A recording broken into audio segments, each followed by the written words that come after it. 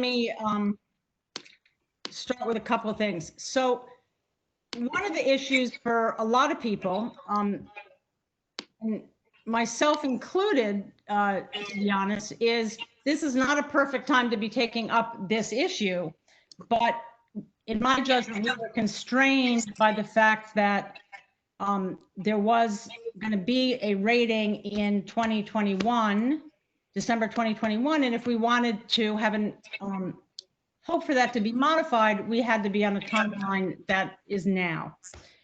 So I've shared with some of you, and some of you have shared with me, there's a lot of talk, sort of both nationally, but I think also locally, that it's going to be so hard to do ratings next year that there's a lot of discussion about possibly waiving the December 21 rating as well as the December 20 rating. And if that happened, our approach to this could be very different. And so we're trying to get a sense from OSSE about what the likelihood is of that happening or not happening. So we don't know yet. I'm reluctant to guess, but I guess if I guess, probably there'll be some forgiveness on this timeline. That said, we don't exactly know whether we go forward immediately or we go timeline. We want to take stock of where we are and sort of consolidate what we think, what we know, what we have. And so that's really what I want to do today, which we would want to do anyway, I think, to go into the final stage of writing a resolution. But also, if we are to delay that, we would want to do the same thing. So what I want to do is I want to talk about the resolution, but I want to talk about it not about wordsmithing, but between the comments that actually the three of you all made on the resolution, as well as the discussion last week, there's some very clear places where substantively there's questions. Are we in the same place? Are we not in the same place? Can we get to the same place? Can we not? It's not.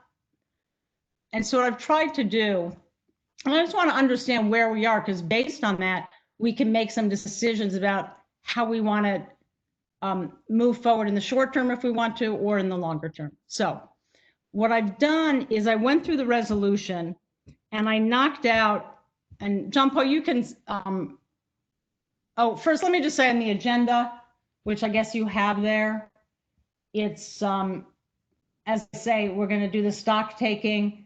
Then Sandra, I believe, has a presentation for us on climate. Hopefully you all got the memo. We're able to give it at least a scan. We'll talk a little bit about that. Finish up the stock taking. I'll talk a little bit about connecting the ratings to the supports, which we mentioned in the resolution. We've talked about it, see if we can grow that, and then talk about next steps. So that's sort of the agenda you have there. So now what I would like to do is you should have in your chat, is that right, John Paul, the resolution, which, correct. Okay. And so what you'll see there is parts of it are crossed out because I don't think those aren't the things that are big. It's not to say there aren't issues with them one way or another, but they're not the big things. And then I wanted to really focus on sort of some of these big questions, and I have sort of some guiding questions that I'll put to you all. Also in the chat should be a sort of a findings, which is sort of the beginning of sort of pulling together for some of these questions. What have we learned, right? And it's not complete, it's not exhaustive, but it was my effort sort of going through notes to pull it together, and people should also feel free to add to it as well. Now, before we go further and before we lose Jessica, anybody want to say anything about what we're doing today or? Okay. All right. All right.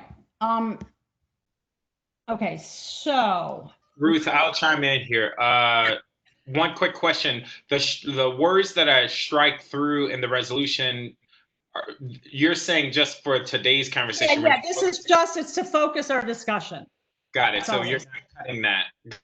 And then secondly, I shared with Ruth, and I'll elevate to everybody in the committee, that I had a conversation or a follow-up conversation with Aaron Cuny. Jessica did as well. And he's made progress, if you will, on his thoughts around how we might tinker with the current rating system and focused on adjusting the weights given to subgroups. And so just throwing that out there is that may be another opportunity to either invite him in. I think he's open to just reaching out to board members. I'm not sure where he's at with that, but that there has been work on that front, if anyone's interested. So Zach, I don't want to spend a lot of time on this. So that's what he talked to us about before. So is there more information on that in terms of like they've modeled it, or more information? He hasn't modeled it in terms of the data because it's, as I understand it, it's hard to get his hands on student data and run it in an efficient manner. That said, he does have several ways that the weights could look, if that makes sense. So right now we have a disproportionate weighting for various student groups where we give non-at-risk students a greater weight, which puts, he would argue, which puts schools east of the river, for example, at a disadvantage. And I imagine some of us on this call are sensitive to that. He's then said, well, one way to rectify that is, what if you put all subgroups, so students with disabilities, at-risk students, non-at-risk, et cetera, at 20% each, which he would argue would. So Zach, I'm gonna stop you, because that's really starting to talk about the specific ways that we do it, which actually we'll sort of get to. So okay, just throwing that out there. Yeah, no, that's good. And depending on how we proceed, it may be good to have him come and do something like that. All right. So Ruth, yes, the conversation you want to have now is to, what is the outcome if we do it successfully? So we're going to go kind of passage by passage, and I want to almost do a straw vote about some of these passages.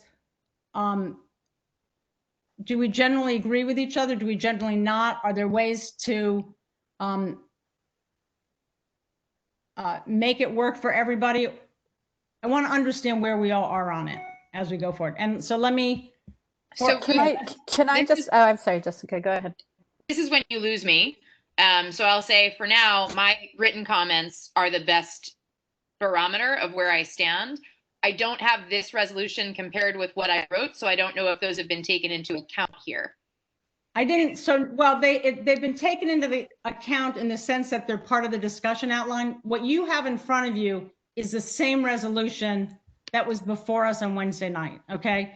This is really a stock taking, because part of where we are is, to me anyway, it feels like we're here, you know, what the conversation moves, and I want to try to nail it down on some of this. And so and I have to go host this other call, but you have my thoughts on this in writing. I do. Some of it I still want to go back on. So if we miss you this time, maybe you and I will get on the phone, because it's some of it goes to, and therefore what, right? And that's sort of part of what I want to get to. So okay, maybe I have to go start this meeting. Okay, bye. So wait, Ruth, can I just ask, going back to the process question of like, what's the outcome? Yes. If we're successful right now, which we will be, are you hoping to have a revised resolution, or are we coming up with something that's more of a statement at this point? I'm not, the answer to that is I'm not sure if we are successful, we will end this with a much clearer idea of the extent to which we agree and don't agree, and on what. Yeah. Which is then the basis for deciding our next steps, whether it's, yes, let's just have a resolution and we can do it soon, or let's pull this together into a report, or here are the things that we can still work on. This is a really hard conversation to have with just us. I mean, with the three of us, you know. Well, think you that know, Marcus I and- expect Marcus to be back oh, Marcus, are you there? Yeah, I've been here for 10 minutes. Hey, guys. Hey. Hi. Good thing I didn't say anything worse. Jeez. Yeah, really. Um, So look, okay. what I suggest, Emily, is that we start it. Okay. And if we don't think it's working, but look, a lot of it has to do with, But I was going to say that can also be progress in also polling the full board on where we are too. So, right. I mean, the more time we can, or I guess the more we can consolidate these discussions, you know, the faster we'll be able to get to some kind of consensus. Okay. Let's do it. all right, all right. So if you look on your resolution, the first two parts really, and this I am sorry we don't have Jessica for, but we'll go back. So the first three bullets, the three bullets under the second whereas, and the three bullets under the third whereas. That is, we've had a lot of conversations about purpose. People wanted to be really focused on purpose. That is my best effort to try to pull together what the purposes everybody here think are the purposes of the STAR framework. So my question really is, does this capture it? Does it not? What do we need to add? Or do we, you know, or do we agree that this is the list?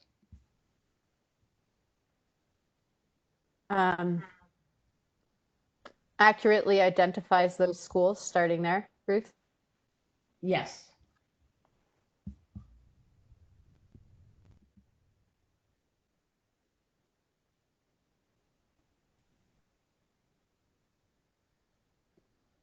I think, My bad. I was having a whole conversation by myself. Some of these, for instance, the third one are theoretical, like which one's Zach? Access over time, that one? yeah, whether the improvement efforts being undertaken are adequate and adequately resourced. Like I would like that to be like, so are we saying that these are ideal statements of what our rating system could be versus We want these are the purposes that we believe we should have a rating system for. Some of them are already in effect and some of them aren't. But we're saying this is what we think the purpose of a school rating system should be. And I think Jessica's comments here were that this implies that they're not already doing that. And you're saying, Ruth, well, some of them they are and some of they aren't, but maybe we need to make more clear in this part that we're just outlining, we're Right. clarifying what it should be doing. Yeah. Well, and she was also saying that she didn't think the whereases was the right place to put things that weren't already true. I don't agree with that. So part of what I was trying to do was get away from the style things and just be clear what we want it to do. And can divide it into what does and doesn't exist. That made sense to me. The main thing is, do we agree that these should be the purposes? I mean, people wanted to really have this conversation about the purpose. Yeah. And so does this reflect it or does it not? I think that broadly it does. I had questions about some of the vague language, and I don't know if we want to get more specific here, but for instance, in the first sentence where it says, you know, identifying schools that are moving the needle, I guess I don't really, you know, that could mean a lot of different things, moving the needle. So I don't know. And then in the second bullet, improving growth. Yeah, or outcomes, or I mean, those are all vague, but we can't get too specific. But maybe we could make it more like academic and or you know, improving student learning. Yeah, something like that. And then accurately identifies those schools that are underperforming and what their needs are. No, that wasn't the one. the third one. Where was it? There was another thing like that. Like, I guess I know we've talked, Ruth, about, like, in theory, inputs versus outputs, financial supports or community supports, but I don't know if, I guess this is the tension of, like, I don't think that's what the star rating was ever intended to be. But is what you've said, but for 3 months is what you've said it should be about. I know, but I guess that's what a rating system should be about, but that's never been what the star rating. But that's why we're making recommendations, right? But I guess because, the frame of this reads like the purpose of the star framework are these things. No, it says, whereas it should be, or we can add in the words, whereas we think it should be.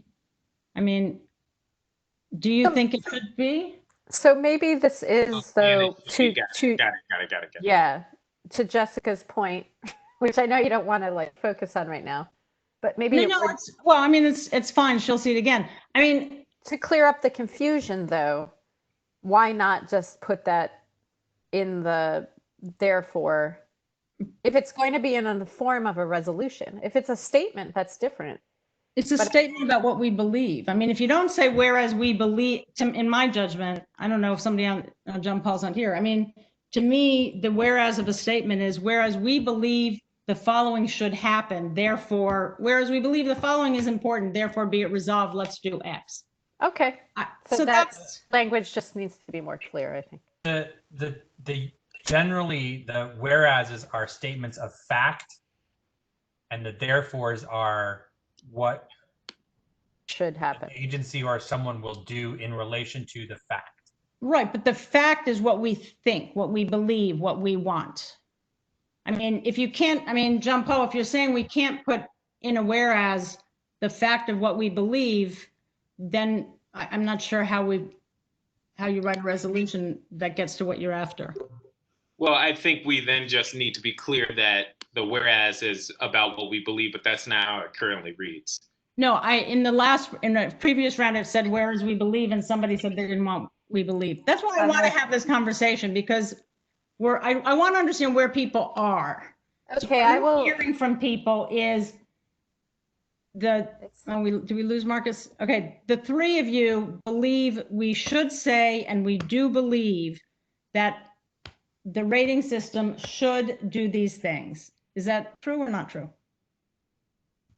I guess, so I was the one who was saying it would be stronger to remove believe from the language. And my thinking was, in a resolution, you want to use more formal language, and you want to, my thought was that the whereases are fact, and therefore they're not beliefs.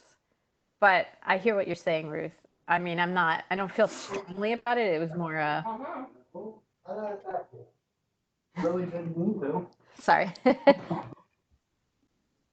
More a stylistic thing, I guess. Hi, Donna. You're muted, Donna.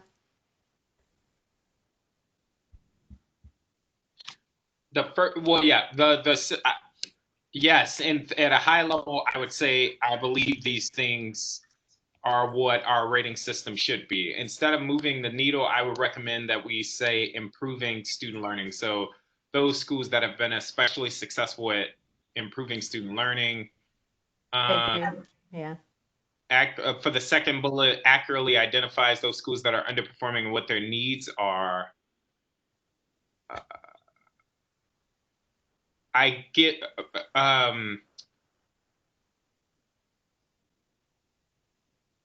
I think what these examples are like the input conversations we've talked about. But I don't. This is us saying that we wanted to accurately identify those schools that aren't. That are underperforming, yes. Yeah. I guess what I don't understand or get are, like, as this example statement, I'm not sure what you mean by technical diagnostic. So in other words, that it's useful, that the part of what the rating should tell us is that this school is underperforming, and it is doing so because the kids aren't growing, right? I mean, in other words, because the kids aren't growing, that we call it educational advice, whatever, versus it's not growing because, I mean, it's what we've talked about, Zach. You could have a school where the proficiency rate is very low because people came in very low. They've moved hugely, but the proficiency is still low. The way you want to support that school is different from how you want to support a school that has very low proficiency and also low growth. That to conflate them in a rating system, I mean, that's one of the questions. I think a number of us think to conflate them in a rating system is very unhelpful, because then you can't understand. I get all of that. I just don't know if what reads here in this example statement, I would have got what you just said from that. Okay, so what, so Maybe Like this- something about differentiating between the different outcomes and different, or something about different outcomes distinguishes, leading to different responses, or, different schools needing different things, just making that. Or maybe it's something like accurately identifies the diverse needs of schools that are underperforming, or something like that. Or the varying needs or something. again, we don't have to solve the wording. If it was easy to solve, I would be for solving it. But what I'm hearing, Zach, is, I mean, I guess, are you To saying? accurately identify schools that are underperforming and what their needs are, yes. I think I'm just taking issue with this, for example, statement, because one, it's unclear to me. Okay, so if the statement, I now wish I had this Googled. I'm doing this here. All right. So if we take out the examples, I mean, accurately distinguishes between, I'm sorry, Marcus, I'm now doing the wordsmithing after telling you not to do it. I apologize. I was trying not to get way down that road with all different. I mean, I guess conceptually, one issue is how much we think it really ought to be. What distinctions should be coming through in the rating? For example, in Nebraska, for those of us that were on that call, they really make part of the rating is they make very fine-grained Recommendations. and they really come away saying this one is the teachers don't get together enough, and this school, the problem is it's very fine-grained because they use this quality review. School quality review, yeah. And I guess what I'm getting at here, what? Massachusetts too. Yeah, Massachusetts does that? yeah, Yes. I've told you that. So I guess one conceptual question is, do we want to say that we want a rating that makes as fine-grained distinctions as possible about what schools need? Do we want to? Or would that then mean we expect over 200 LEAs would get a school quality review? Well, the charters already do it. I know, but I'm just saying, is that what we're saying, that those school quality reviews would be reported out? I think for maybe the schools that are underperforming maybe it could be identified like at what, or what percentage of schools would get that. I think it should be more than 5%. So I But don't what's the I'm sorry, I was just gonna ask, but what's the distinction between that and the information we're already presented on the report card? Well, so if a school is underperforming according to, the metrics we're using, which is mostly test scores and attendance, the numeric data, right? Then you want to understand what that means.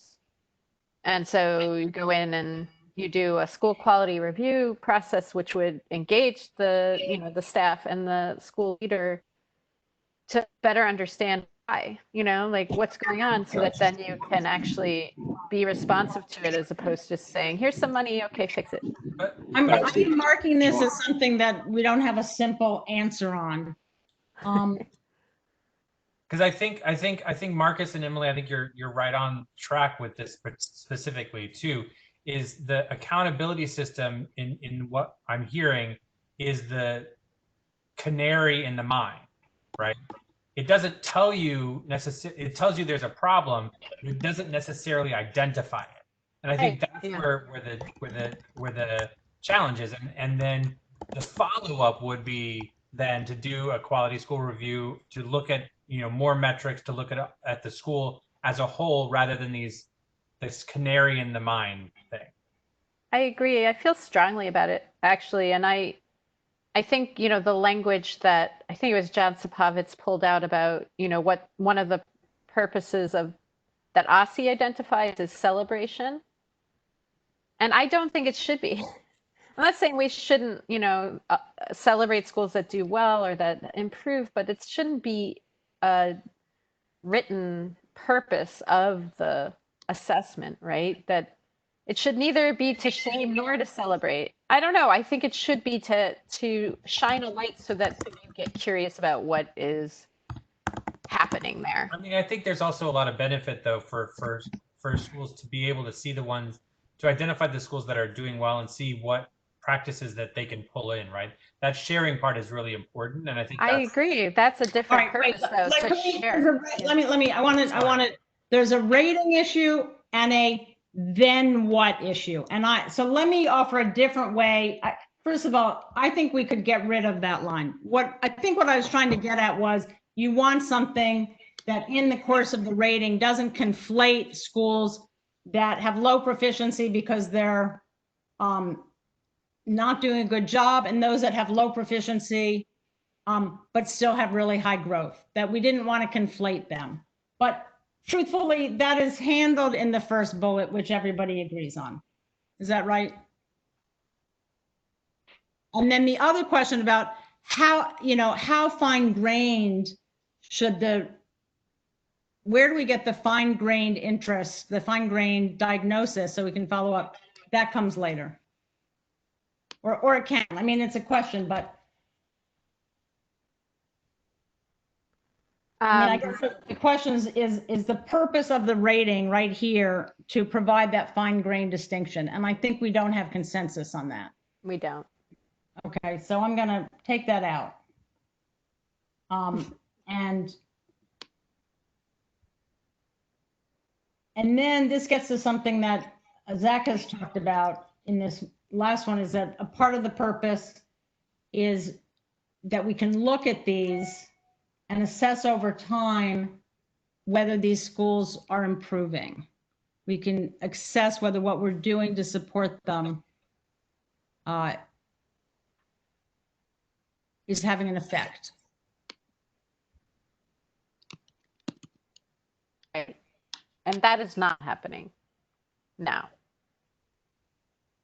Well, I think we have different views. By the way, Donna, I think Donna from OSSE is with us. Donna, are you there? Do you want to say hi? And you can also answer this? Maybe not. Okay. Sorry, Ruth. I'm really just listening and trying to get an idea of what you're. Okay.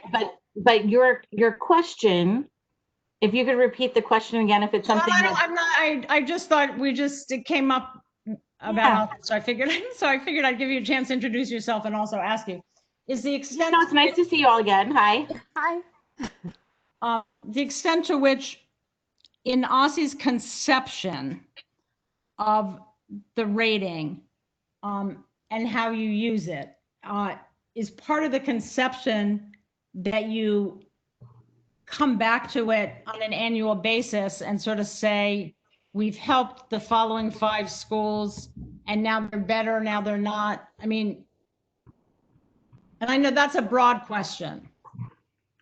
Well, I think one, they're obviously federally required, there is an annual rating.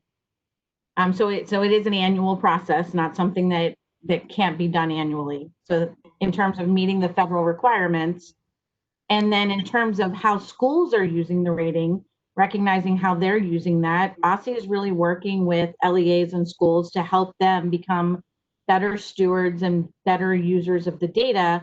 And by having common data across all schools, this gives them an opportunity to actually utilize their data. And we've really tried to help schools understand and utilize their data and become much more data literate and recognizing common data that's there.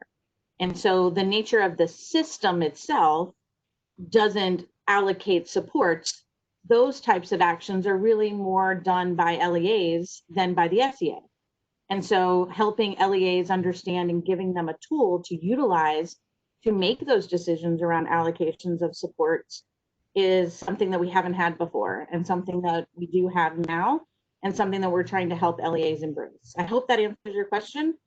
Actually, can I just, I think it goes one step further, which is there anything being done to assess the action that is taken by the LEA? So once a school or an LEA identifies what needs to be, what the, plan of action is for improvement, is there anything in place at the OSSE level to assess for that all schools, intervention? Emily? Sorry? For all schools? Or are you speaking specifically about schools that receive the comprehensive school designation? Because that's only 5% of schools. And I think one of the things we have to remember is that there are requirements within ESSA that really gives a lot of that directly back to the LEA as well. And the SEA's role is to monitor how the LEA is supporting those schools. But if you're talking about how schools and LEAs as a whole are utilizing the data, I think that's a really rich conversation to have with some of the LEAs that can talk to you about how they're using the tools and the data that are available through the report card to compare and to learn from others. One of the powerful examples we had was where Oyster Adams talked about some things they learned about Marie Reed through the All-Star Tour. So that's something to talk with schools and LEAs about how they're using the data. But in terms of a comprehensive support, that's really as it's aligned under ESSA. And so that, once again, you would want to talk with the LEAs and ask them, what their initial monitoring and support looks like. And then the monitoring and the compliance monitoring of that is part of what's in ESSA. So a lot of this is driven at the local level by LEAs, how they utilize the data to support the schools. Okay. All right. And So- This is a good follow-up conversation. I'm going to move us on. Is that okay? Sure. Yeah, Thank you, Don. So Ruth, I was going to note, so we're talking still about the third bullet, right? Yeah. Okay. So one of the things that, what we talked about on the second bullet was this sort of identifying which ones are underperforming is definitely the role of the accountability system, right? And I think the same type of thing can be thought about in the third bullet. Like, it is clearly a thing that an accountability system should do, is to assess over time whether improvement efforts being undertaken are adequate or adequately resourced. Like whether, and maybe, and this is wordsmithing, so I apologize, but whether the improvement efforts are working or something like that is absolutely in what the framework should be doing, right? Assess over time whether improvement efforts are working. I think it's the next part that gets to sort of that same discussion that we had a second ago of what do we want to do with that information. I think if this whereas clause really lays out what STAR framework should be, I think that is a really solid place to start from. Ruth, where are you writing? You're not on the shared document? No, I'm keeping my own Okay. chart. Sorry. And That's I'm okay. in retrospect, it wasn't the. That's okay. It's my notes. It's my notes is what I'm keeping. You do what you have to do. It's not an easy job. I know. So John Paul, you're saying it's appropriate to judge whether schools are improving? I mean, I think that's part of the purpose of having an accountability system, right? Is being able to compare from year to year whether or not a school is improving. So I think you all can see in my in the Google Doc, I'm going to highlight the words that I think if we change or eliminate those sections. Wait, this is in the shared document? Yeah, in the shared doc. You highlighted in yellow? Yeah, the stuff that I highlighted in yellow and maybe a couple more words behind that. I think that's the piece. If we take that section out, I'm fairly certain, I hope, that we can all agree that part of the function of an accountability system is to assess over time whether improvement efforts are working. So take out adequately resourced? Yeah. I think if I understood Donna correctly, she was saying that this is at the LEA and or school level, right? At the moment. Well, the decision making, yes, is absolutely at the LEA level. But I think having that information from time to time, from being able to look at it from year to year, is part of the reason that we're collecting that data, is so that LEAs have that information, right? And that we have that information.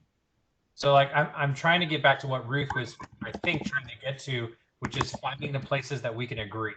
Well, and to understand where we don't, both. So what I Yes. hear being said is John Paul agrees with the first part of bullet 3, that we should, and said maybe differently, but that it is appropriate for the rating system to determine whether or not schools are improving over time. And then, then what about the second part, which is that people should know so that they can be urged to, I mean, it's more to issues that Zach has raised, that we would know so that we could direct assistance there, so that we could take corrective action, so people could raise. So I don't know. I mean, maybe that doesn't need to be in the rating. I don't.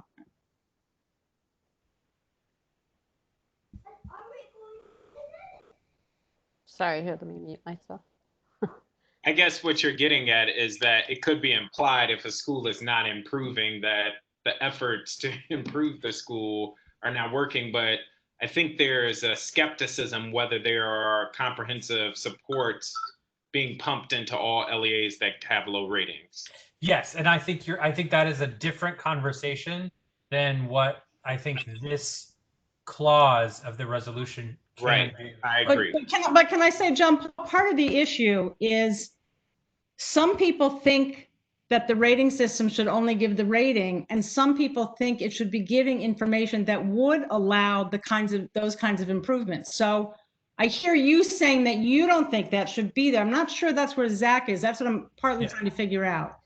I mean, do you see the distinction? Yes, no, I would say it is if we're thinking I don't think that's what our rating system is, but it should be one where OSSI is pumping in supports to underperforming schools. Yes, without a question. So we can't tell OSSI what to do with their money. The question is whether or not I don't know if the rating system can address what? It shouldn't just be money, but I hear you. Or whatever. I mean, it should be to identify, right? I'm trying to find a way to distinguish between sort of the narrower version that John Paul is talking about. And I'm not saying it's just John Paul, but right now. I guess another way of putting it, to be assets-based, the same way we don't want to put it on students, it's to reflect whether or not the system or the state has adequately supported LEAs. Okay, so all right, I'm going to move us on because. Maybe I'm too left field there, but. I mean, I don't disagree with everything you're saying. I'm just saying that if we're using this, if we are deciding that this whereas clause is going to be defining what the star rating framework is. No, what its purpose, what we Yes, what believe its purpose is. should be. I think the purpose, again, this is going back to the canary thing. The purpose of the framework is the canary. And the decision making and the resourcing and the looking at all of the information is a different thing than what the definition of what we think the STAR framework should be. Yeah. Yeah.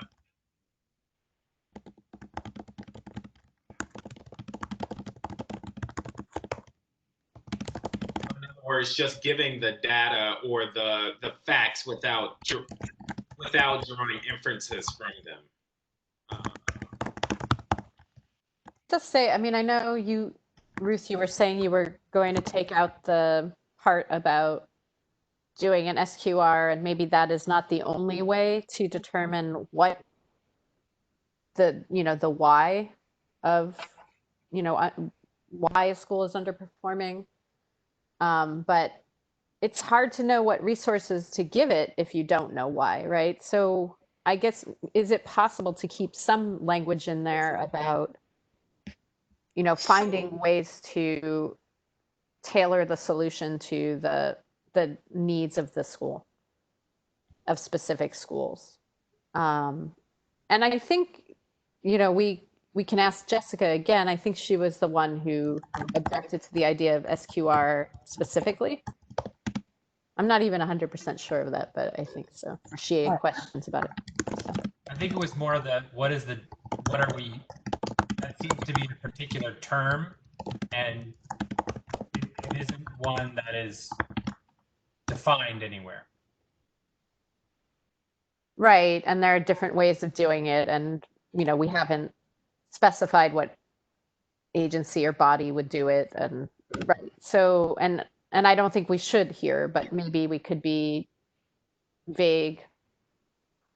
Or, so here's what I'm putting in my notes, is that this is still a question, is do we want the rating to include sufficiently fine-grained information, or more sufficiently fine-grained information, such that we know why different schools are getting low ratings, such that it's clear to the human eye to what they need? Or do we put that somewhere else? Is that a fair? I mean, the question is, to what extent should the rating be showing us what the school needs? Or is it enough for just to say, the students are A, B, C, D, and the rest of it comes later? So I'm going to just note that as a question, and I want to go on. We're still on the purposes. And so really my question is, are there any other purposes that aren't reflected on this list? Nope, I think that captures it. Do we want to say something related to that? One of the purposes has to do with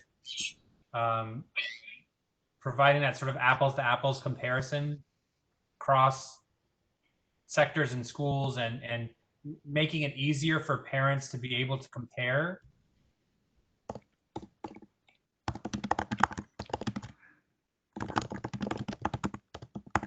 Maybe not just compare and to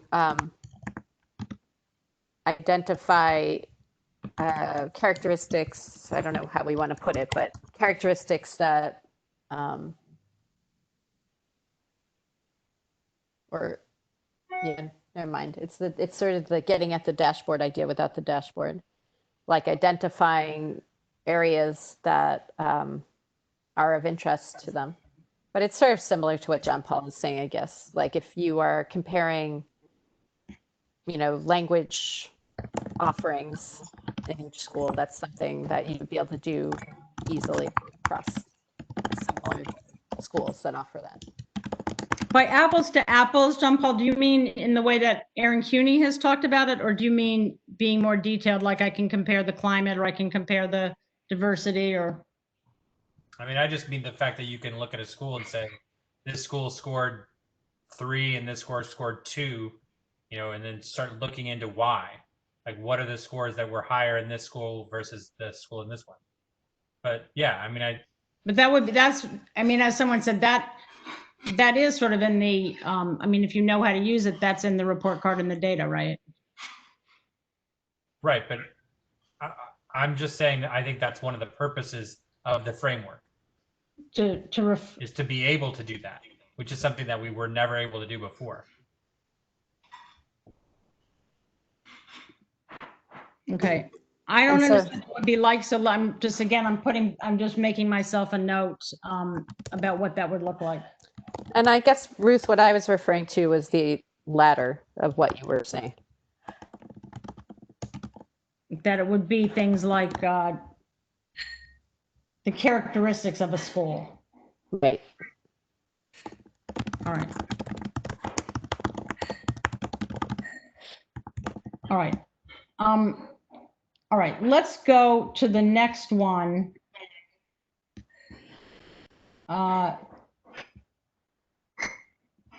So, all right, lines. I think it's 50 to 51.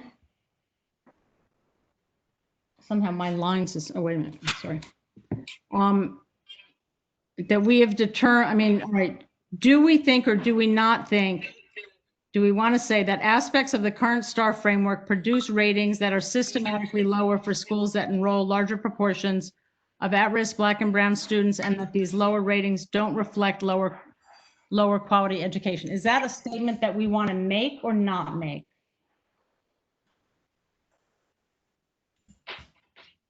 I mean, I know it's fundamental to Ruth, but I can't, I'm not sure, you know. I'm lost. Which lines are we on? It's this, it's John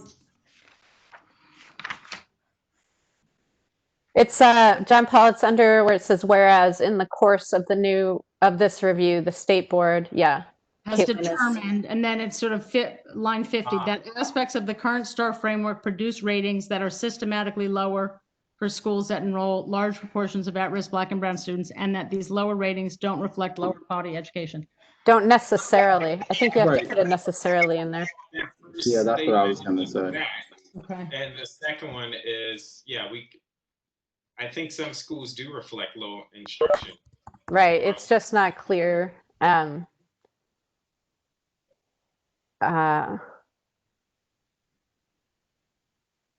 I mean, so just put in necessarily. Well, I think it's just acknowledging that it might, but it doesn't always. I mean, I don't know if another way of doing this would be to phrase it in the positive, meaning that often this system reflects doesn't reflect the school quality, but rather the social, the SES of the population. And I know. Well, do people feel comfortable with that? I know there are issues with that, but it's true. I guess you're talking about what is the root problem, and it's not the income level of the student. No, the first quite look. There's two. One. Just name this is a very exhausting process. What? It's a very exhausting process, but let's engage. I mean, I don't know what to. I mean, I don't know what to do because I don't know. I mean, Zach, do you think that the ratings? I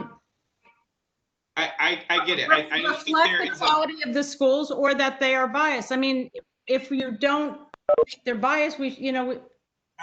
So two things. One, I think we're trying to.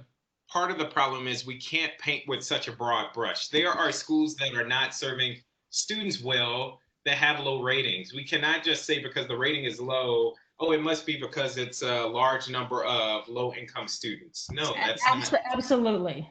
And so that's, and I guess the second point. Clear, it should be clear. That's fair. Yes, and the second point I was making is that I would not argue that it's because there's a large number of low-income students, because that's not the root of the problem. I would argue that there are not enough blank, you fill in that blank, supports, extra time, finances, you name it, that are the reason why those schools may not necessarily have low instructional quality, low professional development. I think there's a long list of things. All right, I want to just try this here and just sort of see where we are. I make a distinction, Zach, in this way, which is, let's just say, and I think we all mainly agree with this, is if you improve a school, resources, better methods, students are going to do better. And insofar as students aren't doing well, and insofar as students aren't growing from over the course of a year, that is a failure of the quality of the school, and we want to do something about it.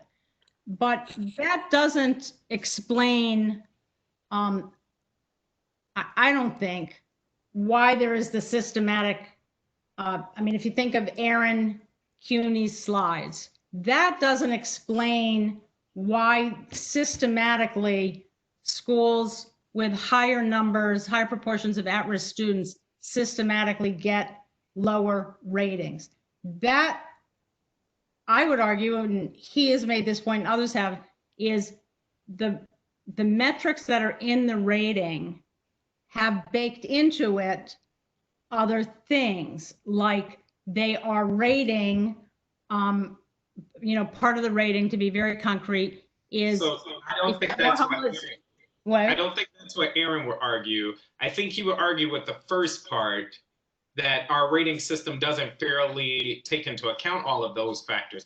I guess my point is when you misdiagnose the problem, your solution is often off target. And so if we think the problem is that there's a large number of low-income students in a school, that's why I would argue some might propose things that are not going to move the needle for instruction because we've misdiagnosed the problem. No, that's fine. So just to clarify, Aaron would say, in part, the reason why schools are being penalized that may have large numbers of low-income students, if I'm understanding, and I hate to speak for him, but is that in our current system, the weights that are given to different subcategories could be altered and adjusted. I think that's slightly different than what a Betsy Wolf would say in terms of the problem as well as the solution. Can I just try something? I think I'm finally understanding what you're saying. That it may be a problem. Just throwing it out there. So Zach, is it more accurate? What I was just saying is, you could phrase it to be something like, the metric is, or the indicator is, sorry, what outcomes we're getting are showing sort of SES rather than the quality of the school. Is it more accurate to say the outcome is showing what resources the school does not have, or what is missing there? I think that's fair to say that. And because there are, again, there may not be many, but there are schools where there are large numbers of low-income students that are excelling. There's a Ward 8 school, not to mention it on this live feed, that is far outpacing many of its counterparts. I'm not naive to say that it doesn't play a factor, but the way what makes me cringe is that we're speaking about it in that a student or a school's socioeconomic demographics determine its outcome, and I don't think we as a board should make those types of. No,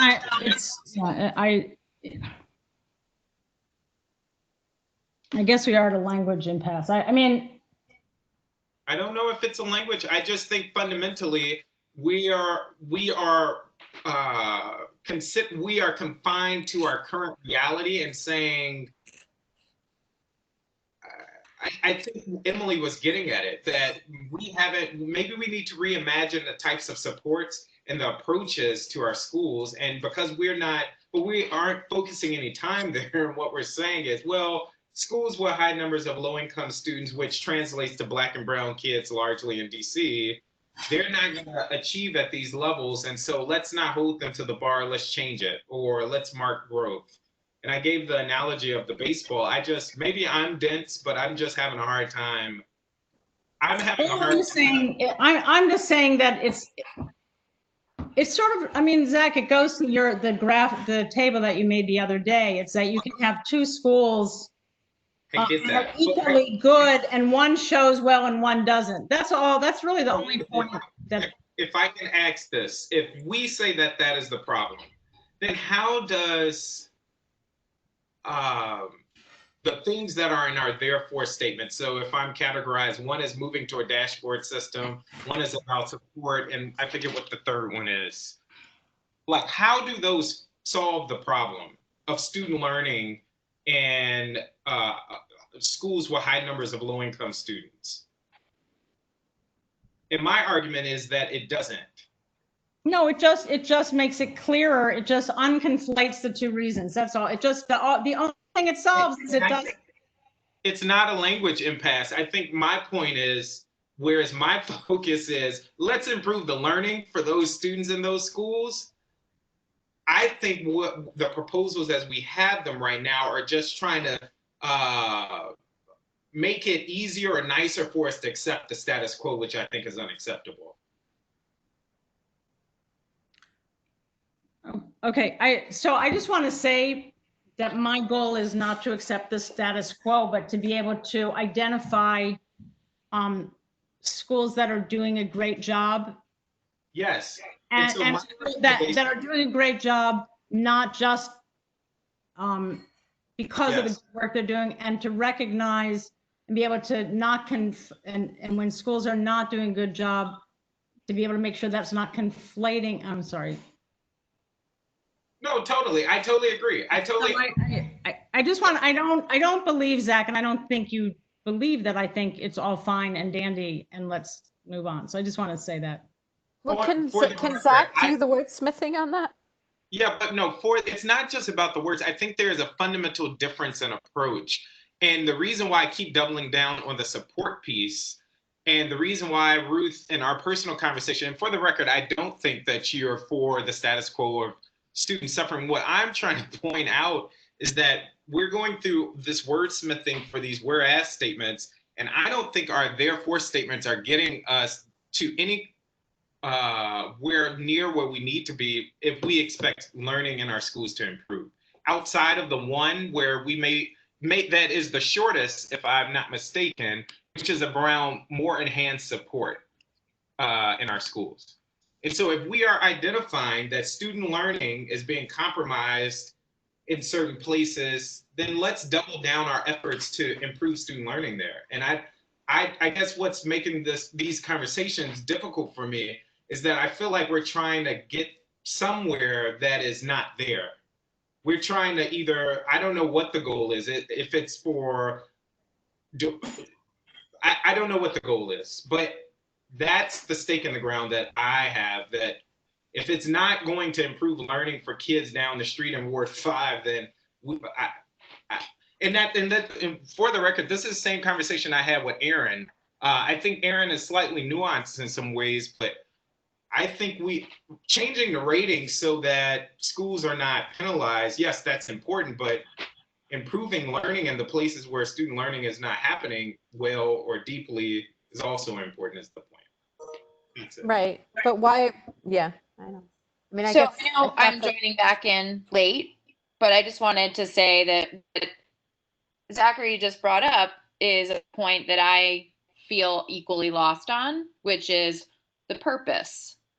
What is our purpose is a question I feel like I've asked every time we have this meeting.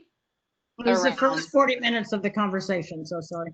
We should have waited on that one for you. Well, no, but that's okay. But I mean, Zachary just said he's still not sure what the purpose is. So I may have missed 40 minutes of discussion, but we did spend time on the purpose. I do think I'm clear on the purpose. I just don't think our therefore statements match that whereas. If we are super clear there, I think we should double down our efforts and get super clear on our recommendations. And I'm just not sure we're there in the second half of the resolution. We haven't Well, gotten to that yet. Maybe we should switch to that. Maybe that's a better place to spend our time. Maybe that I would mean, I'll just say my understanding of the purpose was to make recommendations that would fine tune the tool that we're using, the report card, so that it would be more accurate, less biased in terms of that it's actually measuring school quality. I'm not saying it doesn't ever. I'm just saying that what we have heard from the folks who have shared out about this is that there is some evidence that what we're getting is more related to, I mean, I don't know how else to put it, but to the fact that schools need supports that they're not getting, right? And that it's not the fact that some schools may be actually showing a lot of growth, but it's not showing up on the report card. And I know that was kind of a convoluted way of saying it, but maybe it's because we are, trying to come up with something new. But that's my understanding, is that we are trying, one, to remove any bias that might be there, and two, we are trying to make recommendations that would emphasize support.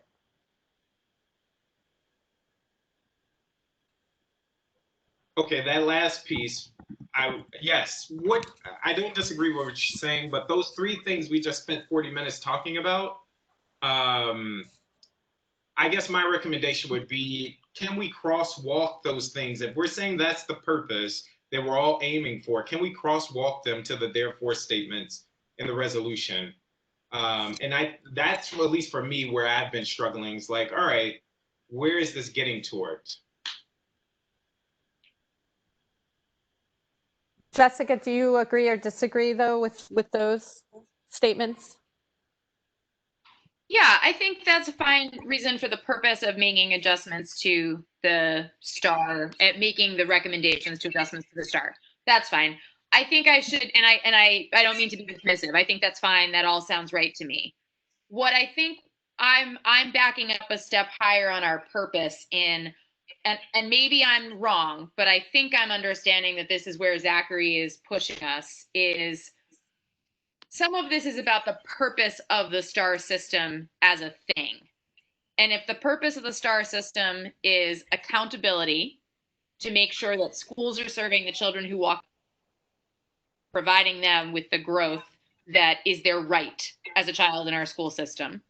And if the purpose is also to provide public information on schools that are doing that well, on schools that are further along than others, on schools that are farther behind than others, and then the goal is to provide support, are we making recommendations that get it that?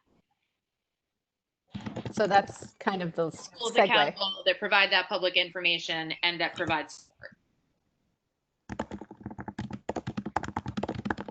I think something, I can't remember who was on part of this conversation, but didn't we also talk about,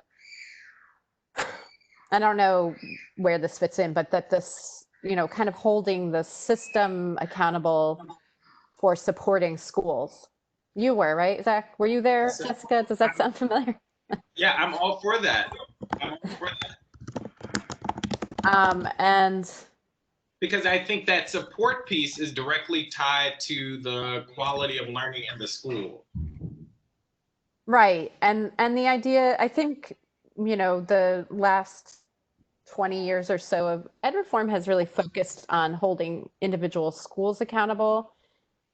I think there is maybe some place for that, but I think overall what we want is a strong school system that supports individual schools that aren't doing well. And so if a school isn't doing well because the principal isn't strong enough, then that's, something that needs to be dealt with at the system level. If the school isn't strong enough because the principal doesn't have what he or she needs, that's a different story, right?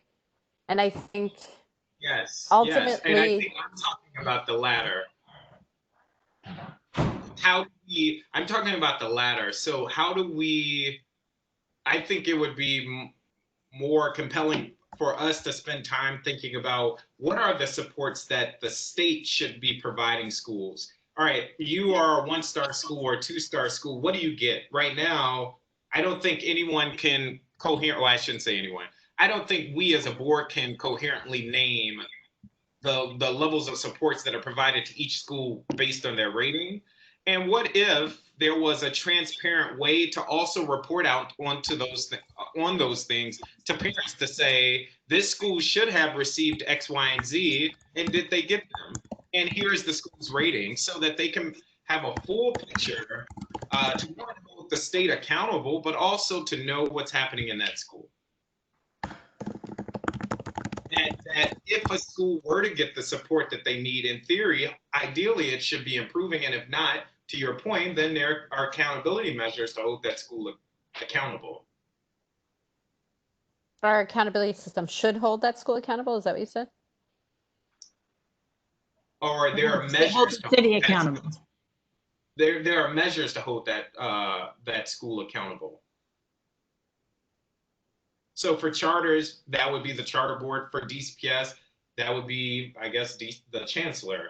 I guess what I'm saying is the star rating is not a means to it, or the star rating is not an end for me. It's a means to an end, which is improve student learning for disadvantaged students. And if we keep that as our North Star, whether we move to a dashboard, whether we eliminate the star rating, whether we tweak with subgroups, I think this group should be coming back to say, how are we going to get to that end of improved student learning? I don't think we spent enough time there.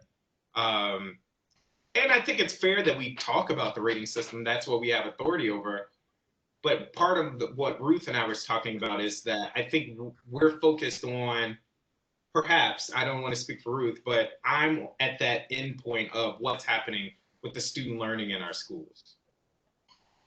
Zach, I just want to, I don't know how I just feel like I need to say this is, I also want to identify the school. I want to identify the schools. Actually, let me pose it this way. And maybe this is a different way around it, is this quadrant idea. There's some schools where students are proficient and they're growing a lot. Great. We don't need to spend a lot of time worrying there. Then there's schools that have high proficiency and they're not growing that well. And it's a modest problem. The principal should get some help, whatever. Then you have schools that have low proficiency and high growth. Third quadrant or what. Those schools know what they're doing. They're making huge growth. And what they need is resources. They don't need someone to come in and say, do this, do that, do this. They know they're doing a really good job. And what they need is more resources. And we want to identify them and be able to say that. And then there's a fourth group that's low proficiency and low growth. And they need resources also, but they also need some sort of technical support. That's what I mean by they need some help of some sort. What they're doing isn't addressing the needs of their students adequately. And one way, and so they need a lot of different kinds of supports, one of which is knowing which schools are the ones with similar student populations that are doing a great job, because maybe they could learn a lot about them. That's all. That's why it's important to distinguish. That's really my only point. Jessica, sorry. I think that's all really good and thoughtful, Ruth. I think that takes a perspective, though, from two places. It looks at how the data could be used by OSSE, right? OSSE might quadrant out this data and use that to offer differentiated supports. It might be from PCSB or DCPS's perspective. It might also, that data, be helpful from a school leader perspective to say whom I want to look to. But I'm not sure it provides a perspective to parents that is helpful for what they may want to know. And I say that because of this, because I don't know any parent that's going to choose the low proficiency, low growth school. And one criticism I have heard from folks who dislike the STAR system is, well, what parent's going to choose a 1-star school? So how does your proposal address sort of the needs of parents to get information on schools? Wouldn't that retain the same problems that I know you have expressed you have concerns about with the STAR? So the way I would address it is through the dashboard. Parents could sort of see the different things they could see is the problem here, the low proficiency or the low growth. But I don't want, but I don't want to get off of this point, but that would be my. But I guess that's what I'm saying is that it does. So I don't have a problem with the STARS. I don't have a problem with a parent saying, I'm not interested in that school because that school is not performing well enough. And I want my child in a place that performs well. Like that, I know that's a fundamental philosophical difference that I have with folks about STAR, but I want to point out that this quadrant piece would not solve that problem. It would. I don't know any parent who's going to look even at a dashboard that also includes the quadrant and say, you know, I want for my kid low growth, low proficiency. No, Can I say something? I agree. I agree. No, I guess I would say that, you know, maybe part of it is that I'll just speak for myself. I haven't been thinking about this as changing it to help parents per se. I mean, I want it to be useful to parents, but that the primary goal is to help schools improve. So that's one thing. But the other is, I guess, I don't see it changing anything, to your point, Jessica, but I don't see that as a problem. You know what I mean? Like, for instance, I have a friend who has a child with dyslexia. And so what she's primarily interested in is the data on how the school serves kids with learning disabilities. And that's what she looks at. And I was like, do you look at the STAR? And she's like, no, I guess I don't. And she really does kind of zoom in on, so whether there's a dashboard or not, that's how some parents use it anyway. They know what they need for their kids, and that's how they use it.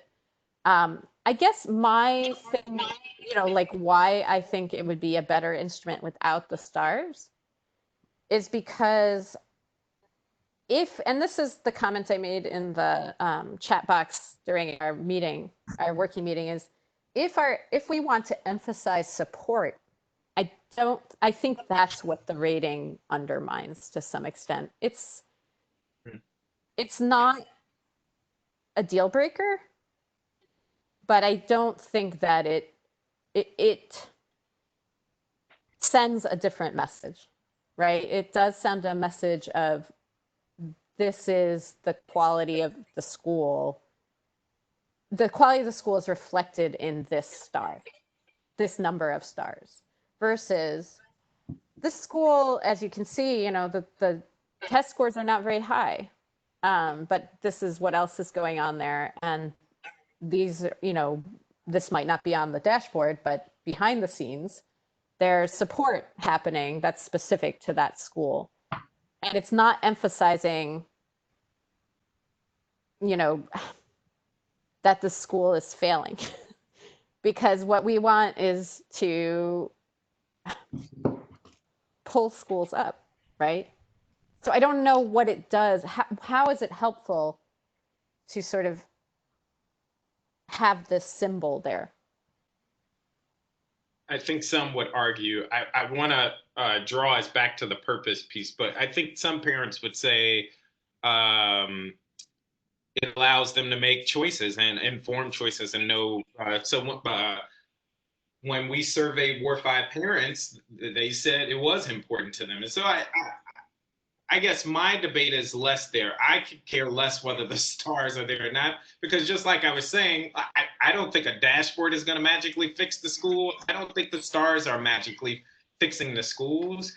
And the recommendation I was going to give is, like, Ruth, if we could just do a quick exercise and just walk through these things, three bullet points that you called out for our purpose or that we talked about earlier. So and like connecting it, because maybe I'm missing something. So one says accurately identifies those schools that have been especially successful at moving the needle or improving student learning in order that we may learn from them. So then when I go down to our therefore statements, I'm not seeing anything that connects to how we may share best practices, how OSSE may share best practices. And that might be, if that's what we're saying our purpose is, some time that we devote to figuring out how to do that for the DC public. To these second and third bullets, to what I was arguing earlier around identifying low performing schools or assessing how schools are improving over time, I think this last bullet, or that you haven't crossed out here, that we directly connect the rating to school improvement. Again, I see value there. I think we could think through what might that look like? How might we report that out? How might we work with OSSE to better support schools? But again, when we have these conversations, I feel like we keep having philosophical debates that aren't centering on the things we called out that is our purpose. I think I just want to, the only other thing I want to add is that the reason I brought up the rating and the way in which it serves multiple audiences is that I think that's a thing I hope we keep in mind with this proposal and this resolution, is that STAR is a multi-audience tool. And in making recommendations to change it, we need to keep in our minds how the changes affect how each audience uses the tool. So let me ask, I mean, we're way over time and we're going to have to delay the climate presentation. I'm sorry, Sandra, I hope everybody reads the memo. It was great. I mean, I'm not sure what I had really thought that we all pretty much agreed that there was, and I blame myself for spending so much time on this. I really thought we did agree that the way in which the ratings were done ended up being biased. That is, not getting the right rating and doing so in a systematic way. That's what I call bias. But I don't think we do actually agree about that. I'm wrong. I think what we do agree about, but I'm not sure we're in a position to do it, is trying to create, that we want to advocate for a system of greater support for schools. I think we agree on that. So I don't think we agree on the first. I think we agree on the last. And then my next question is, Ruth, I would say I do think we, well, I could be wrong, but based on our conversations, I do think we all agree that there is a level of bias in the rating, and maybe not more or less than any other rating, but there is bias in the rating. I don't know if we've spent enough time identifying where the bias is and the solutions connected to it. Which is, again, going back to my point of, like, how can we crosswalk the things that we know to be true or that we agree and the solutions? And I think part of the tension your experience with this the resolution is that I think these therefore statements don't match perfectly with the conversations we had or even the purpose that's laid out in the document. Well, I mean, I think that's fair in the sense that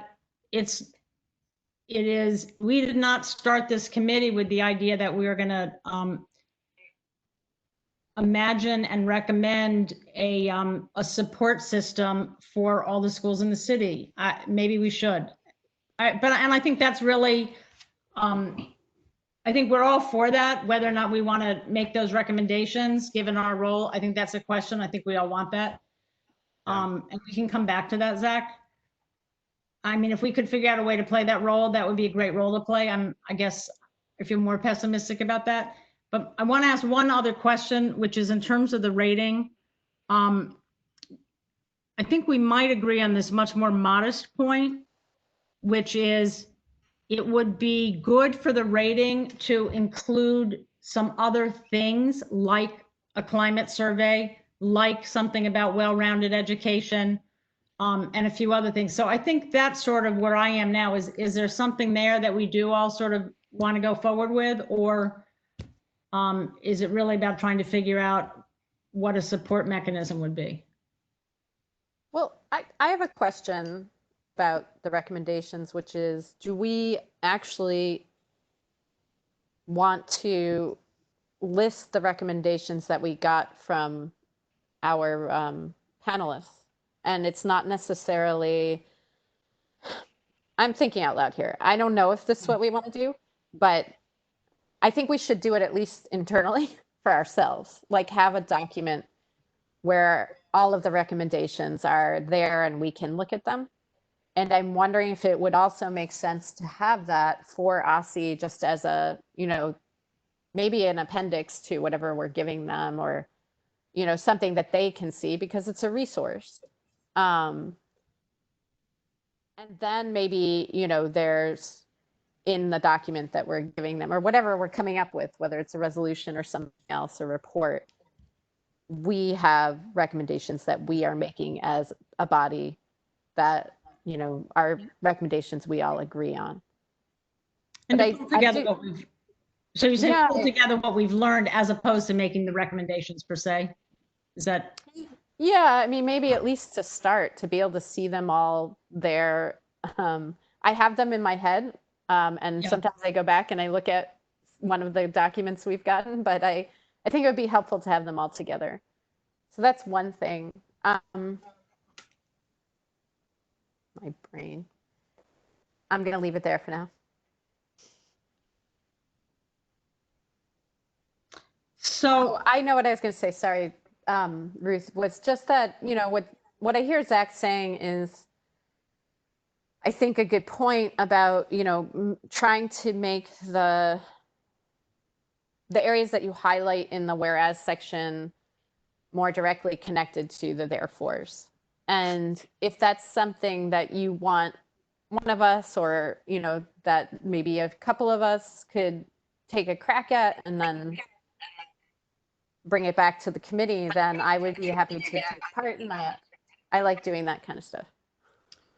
I think that would be great. So here's where I am in our last 2 minutes is, I mean, I think that we don't have a resolution for next Wednesday, which is great because we have too much on the agenda anyway. So I'm very happy. Two, at your service. Sorry, what? go on. We're at your service. Yes. Two is, you know, it may be that we have, in any case, more time. That's the second thing. And so, and we'll know more by the time we meet next. The third is that I think we've really collected a lot of stuff, and I think we don't all take exactly the same thing from it. It doesn't fall together in the same way, at least not yet, but I think it would be very worth having it all put together around some of these points that we spent a lot of time talking about.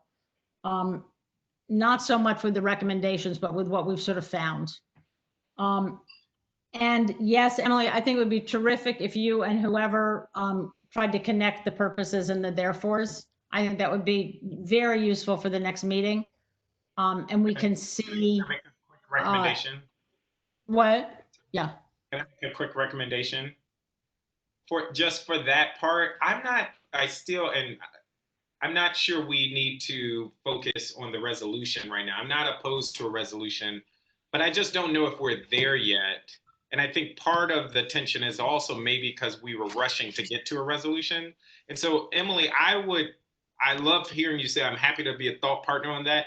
I would actually recommend doing that crosswalk and then bringing it back to the committee for that to be the focus of our discussion for the next, I don't know, several meetings, because I think we haven't spent enough time parsing out what those solutions could look like, which is in part, I think, why we're not all super aligned towards the end goal. It's like, yeah, we can all agree things may not be as perfect as it could be, but then it kind of falls off as we get towards the solutions. And then the second recommendation I would just make that I made to Ruth is that I think it's a missed opportunity for us not to revisit, think about, identify biases in this framework with just what our schools and city is going through right now with COVID. I don't think that necessarily means we shouldn't engage in this, but I think us doing some thinking about like what could school measures of progress look like during COVID or after, or I don't know. It seemed like a missed opportunity. So those would be my two. No, I mean, I think that's I mean, if we decide that we're not going to do this right now, I think that's we're going to try to merge that in. I think that's a very useful thing to look at. I don't disagree with that. Can I just So say, I'm adding that to this list. And then Zach, are you offering to work with Emily on that crosswalk? I'm not sure Emily wants me to, but yeah, I'm happy to. I'm happy to. Or I mean, of course, I'm not. Right, we can do it herself. I just was. Yeah, no, I'm happy to. All right. I'm willing to stay 10 minutes. I don't know if other folks feel the same, but I'm just throwing it out there if would be interested in hearing Sandra's summary of the memo. But I don't know. Are you there, and can that work in your schedule? Yeah, that could work. I agree. Yeah, Others? I'm gonna grab food, but yes, I'm game to stay. Great. And I'm sorry, Sandra, I was trying so hard to be on schedule, and then it just all fell apart. So I'm really glad that we can still do it. Oh yeah, no problem. It was a great, I was very interested to read the memo, so I'm glad we can do it. So yeah, just let me know when you all are ready. Zach, do you want to get your food first, or can we start? Can you just walk with your laptop? You're on mute, but he said go ahead. Okay. So I also put the link to the memo. I put it also in the folder for today's meeting, so everyone can pull it up in case you can't find it in your email real quickly.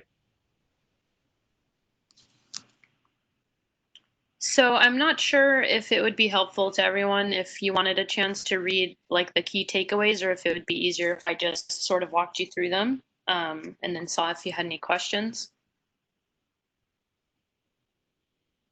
I had a chance to review it, and so I don't need to do it now, but I don't know if other folks do.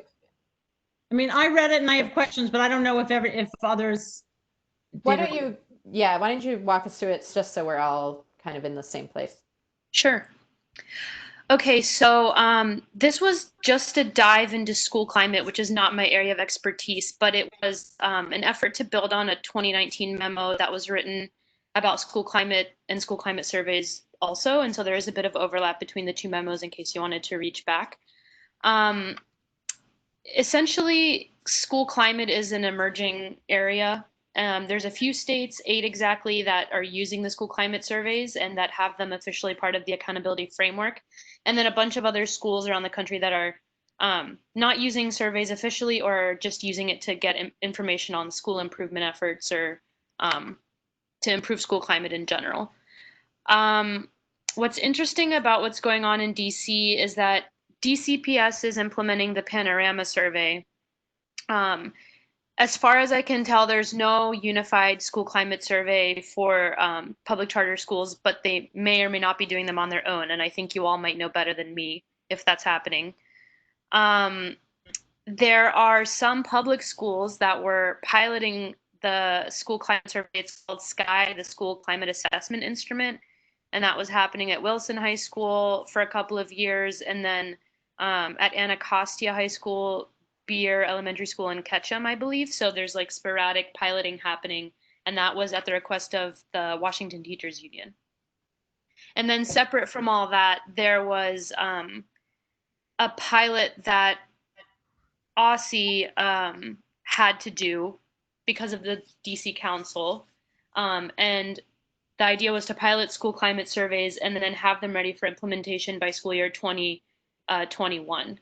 And we actually reached out to OSSE in the past couple of weeks, and there's not been any updates really more than what's in the memo. So they had started piloting it, but this is sort of just ongoing. And then I know there were a lot of questions around validity of surveys and how to use them to reduce gaming. I remember hearing a lot of that when I was listening to the testimony from late 2017 about the STAR framework, and how parents and a lot of stakeholders were just concerned about gaming the score on them. So there is a section of the memo that talks about like best practices and guiding principles around using school climate surveys. most places really only give their surveys to 5th or 6th graders and above. So that's part of that. But I think for anything more detailed, you could either ask or just see what's included, because that's a very broad topic. So that's probably the high level stuff. Is there any questions that I could help you all with? Yeah.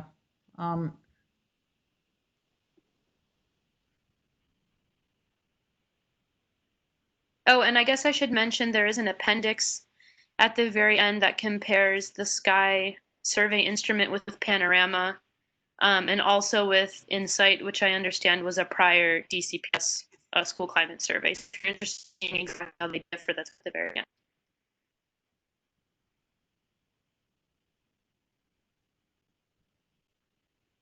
Hold on, I'm going back through my notes. 1 second from last night.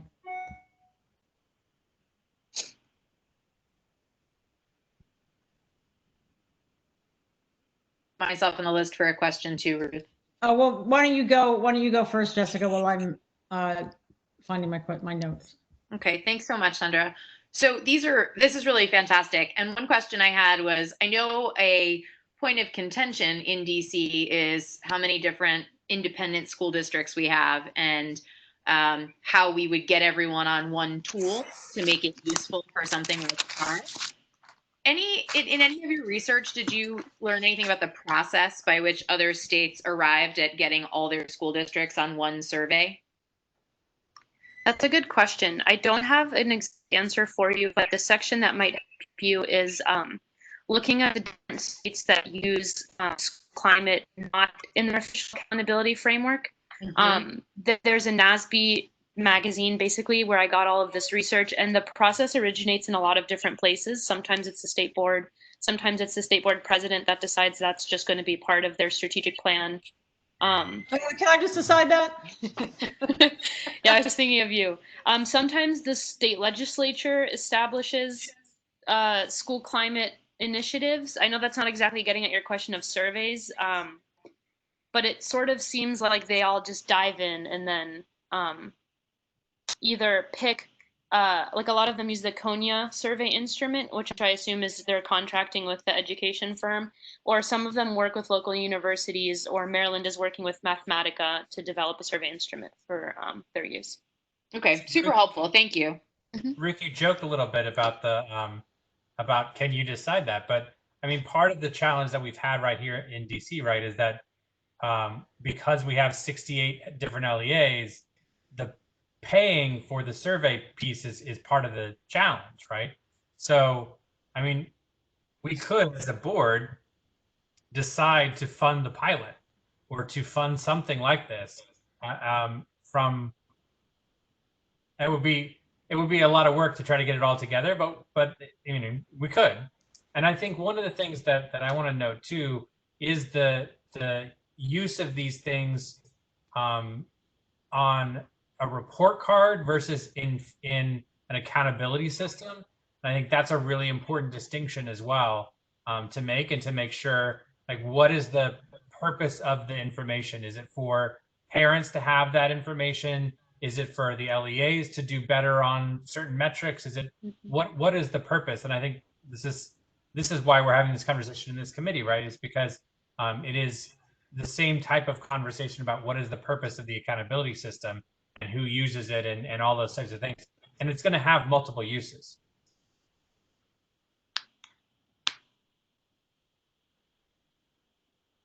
I mean, that's an interesting question about us piloting a survey. It makes me want to come back to sort of what the state of play is with Aussie coming back to us on the opportunities issue and coming back to us on the surveys issue. I don't know if anybody has an answer, but here's my question. But I'm noting that because I think that is an interesting question.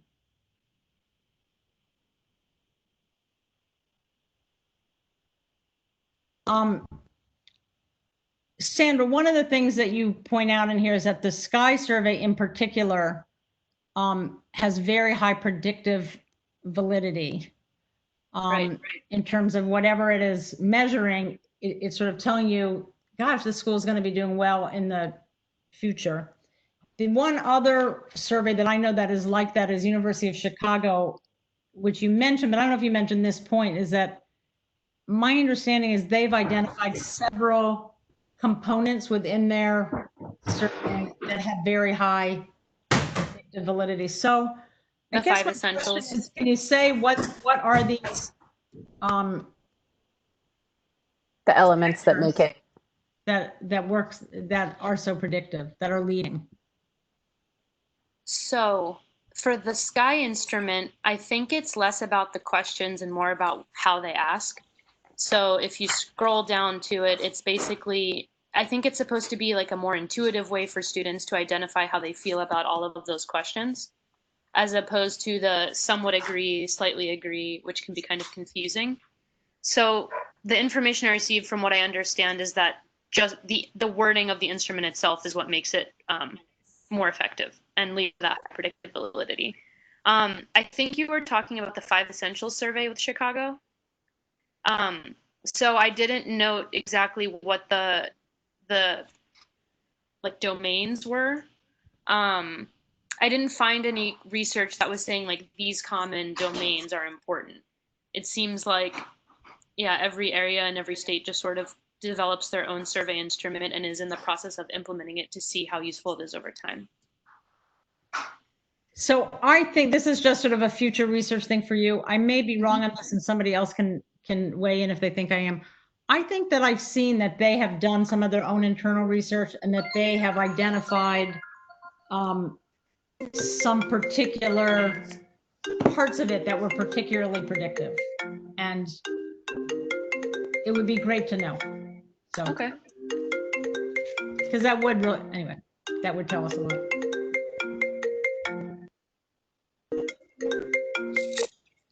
Sandra, thank you so much for doing this. It's very interesting, and I do want to read it more carefully. I skimmed it, I will admit, so sorry if this is in there. But I was wondering if, and actually in your summary just now, you referred to Wilson and Anacostia using Sky sort of in the past tense. Do you know if they are still doing this using Sky, and if there is any connection with, or if there's a sense that it is actually a pilot, meaning is anybody monitoring it, anybody at OSSI or DCPS, to see, okay, this is something we want to scale up, or are they kind of just doing it on their own? Is that something you know? Yeah. So I reached out to the teacher who was in charge of piloting Sky at Wilson, and essentially they were doing it because they wanted to do it. Yeah. And they were not able to get a waiver for the DCPS survey, so they had to administer both surveys in the school year. So between the between the cost and not being able to get the waiver, they just couldn't continue to do it. I'm not sure why at Anacostia and the elementary schools they were doing it. I think they implemented it more recently, actually. So if you wanted, we could reach out and see if that's something they're planning on doing. Well, I do know that the principal at Anacostia was the assistant principal at Wilson, and he was all about it. And so I think that's why. I think he brought it with him to Anacostia. I don't know about the elementary schools, what their connection is. Yeah, and it's not related to OSSI's piloting at all. Huh. And I know that I remember when Simona came and testified and was, urging the SBOE to kind of take a stand on this, or to,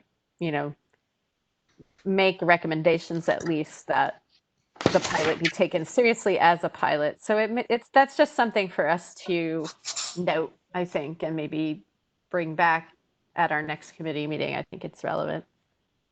Especially, if it's predictive, if it's more predictive than what's currently being used, I think that's something we should look into. It's a good idea.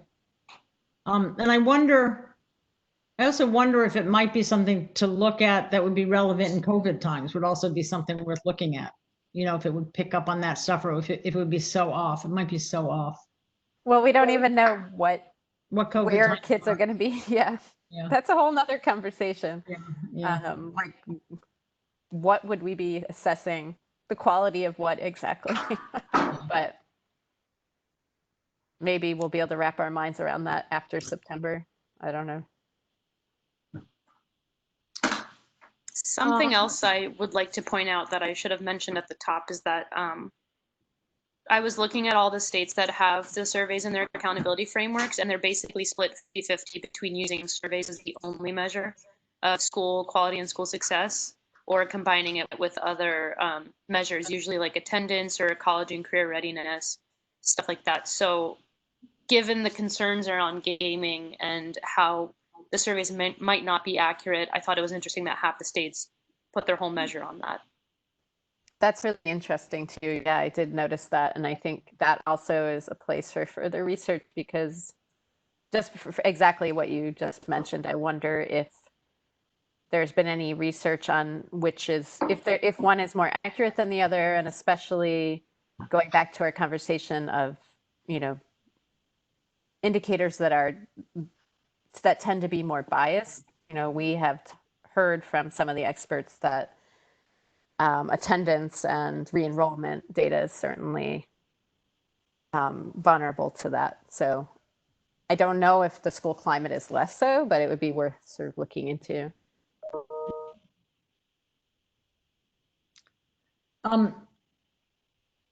Two things. One, following straight from Emily, the states that use it, well, either as their only environment piece or as their special indicator, or as a part, what, for the states that use it in their accountability plan, what's the range? Can you say what the range of weights is? Like what % of the 100 the survey itself is? Any sense of that? The survey and not the school climate measure overall? Well, correct. Right. Like, yeah. Yeah. No, I did look at that, and I'm trying to remember exactly what it is. I think in all of them, the school climate measure was no more than 5 to 10% overall rating. I think so. If surveys were the only measure or indicator of that measure, then that was the whole percentage. That is an interesting question because one of the approaches to reducing gaming is to basically assign surveys a low score in the formula. And then I wonder whether is 10% a low score, right? I mean, yeah, I think that was on the higher end. I would say the range was between 5 to 10%. And then the other option being that you just leave it out of the formula altogether and you just use that data for your own knowledge. And then my other question, which is, wasn't part of what you looked at, but one of the things that was in there is that 1 or 2 states, I think, had some sort of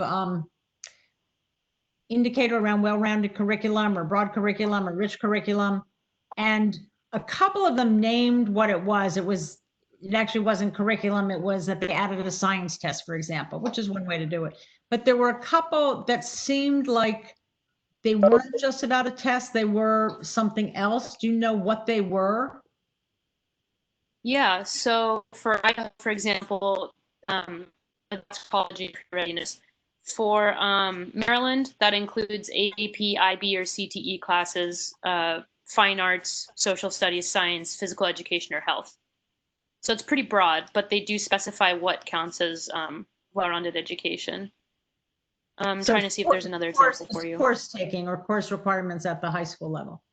Mm-hmm. And they usually split between what a well-rounded education would be for elementary and secondary schools. And what do they use in elementary? In Maryland? Yeah. It was the ones that have well-rounded at the elementary level, where you don't have course taking per se. So it was courses, but just not AP, IB, or CTE. It was the science, social studies, fine arts, physical education, or health. It'd be interesting to understand how they count that or measure that, because that was a problem that we ran into. Was there's a lot of interest in knowing and being able to kind of reward, so to speak, schools that did social studies and science, but how do you know that? How do they do that? Would be very interesting to know. I can look into it for you. I think what I remember is that it was students enrolled in it. Simple as that. But so here's just my follow-up is I'm not aware of an elementary school where students enroll in that way. So I see what you're saying. Do it, right? So I don't know. Yeah, I see what you're saying. Interested to know. It would probably be self-reported, right? Like asking parents and kids and teachers, I guess, like how much time they spend on it or if they do it. Well, if so, that'd be great to know, to sort of see I that know. and how they did that. Agreed. All right. It's now been twice as long as we said, so I just want to All right. cut Thank it you out. so much, Sandra. And thanks to everybody. You're I mean, I welcome. know this has been frustrating. Not just today, but Every day. No. but I do want to say, however we land on this, they have been great conversations and we've learned a lot. So one thing for sure is we will try to compile this into a report and then we'll sort of, and we'll come back and we'll try to sort of see where we are. And Ruth and Emily, I just sent you a very rough draft of that crosswalk and we could talk. Cool. Thank you. So productive. Bye. All right, Bye, guys. Thanks, everybody. Thanks, everybody.